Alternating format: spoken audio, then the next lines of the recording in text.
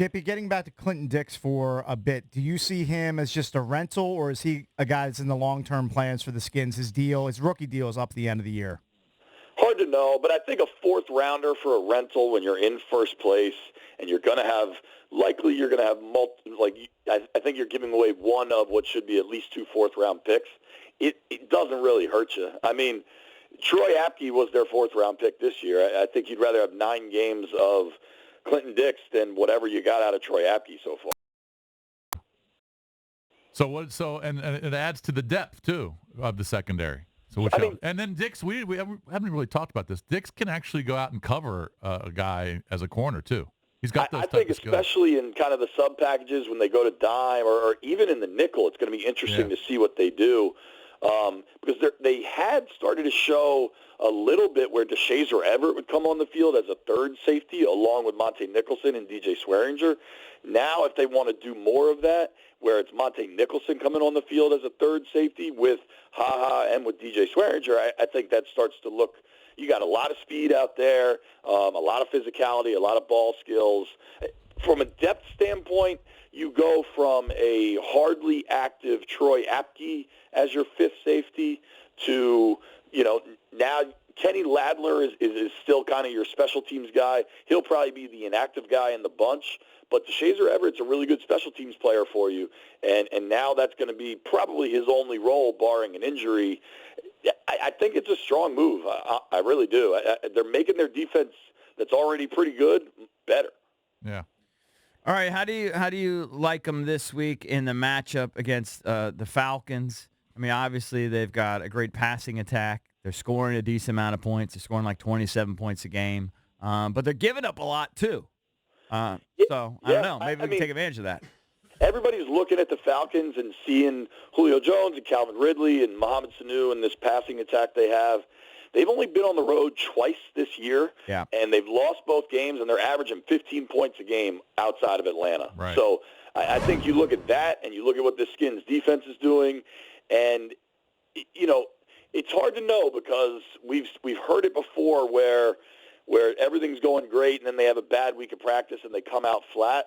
I just don't see that happening, especially if you read some of the comments after the game. Josh Norman was furious. He didn't have an interception in what was really a dominant effort in a garbage time touchdown. Listen to DJ Swearinger talk about he was talking about Atlanta as soon as the Giants game ended. Jonathan Allen and these Alabama guys are not the type that revel in wins. All they focus on is the next game. And I think the defense is really setting the tone for this team right now. And Atlanta is a powerful team and could get over the top multiple times and score enough. But the way this defense is playing, it's just hard to think they're going to come in here and throw 35 up on the scoreboard. It's hard to imagine that. They're giving up 4.8 yards per pop, right? Right. I mean, AP, huge day against them. They've been bad. They've dealt with a lot of injuries in the middle of their defense. For me, I have a tough time just kind of knowing the Vegas side of things, that the Redskins, are they really going to go on a 4-game win streak in the middle of the season? You recognize that but you look at this Skins defense and you look at what the Falcons have done on the fast turf in Atlanta, and it's hard not to like the Redskins' chances. Now, again, on some level, they need Alex to be able to move the ball, and they need to score touchdowns in the red zone.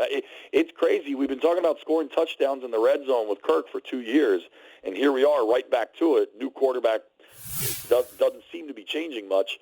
But I think because of the way this defense is playing, and they hit the gas pedal just like other teams did to get better defensively, I think you like their chances in this kind of matchup where now their secondary's better. And that's not even saying if Matt Ioannidis and Ryan Kerrigan and John Allen and Deron Payne and these guys can get to the quarterback. I would assume that in the second, here we are 7 games in, basically the second half of the season, teams have seen, obviously it's a great defense, powerful running game, that they're just going to start to stack the box and dare Alex to beat him. I would assume that would be the trend. Do you agree?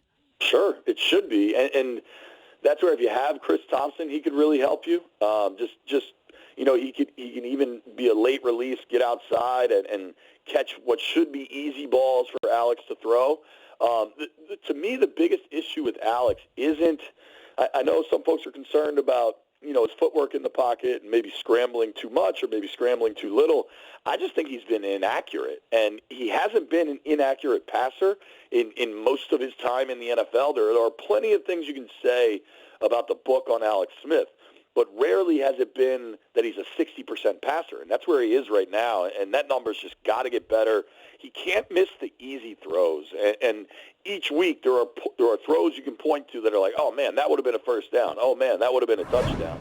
And he's admitted it in his press conferences that he cannot miss those, and I think that if they could fix one thing right now, it would just be make the simple throws.